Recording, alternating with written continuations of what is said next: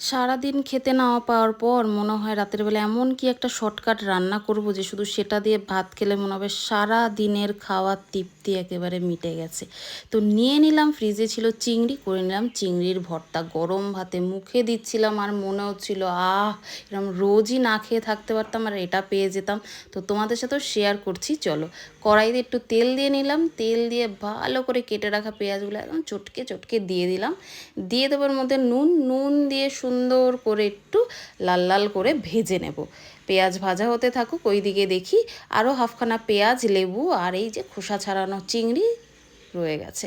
এবার পেঁয়াজটা ভাজা হয়ে গেল, পেঁয়াজটা নামিয়ে নেব। নামিয়ে নিয়ে কড়াইতে একটু তেল দিয়ে দিলাম চিংড়িগুলো। বাবা যেইভাবে ছিটে ছিটে আসছিল গায়ে, চিংড়িগুলোকে ভালোভাবে ভেজে নেব। চিংড়িগুলো ভাজা হয়ে গেলে নুন হলুদ তো মেখেই রেখেছিলাম, আর একটু তেল দেবো, কারণ এক্সট্রাভাবে তো বেশি আর কাঁচা তেল ইউজ করতে পারবো না। তো এই তেলটা দিয়ে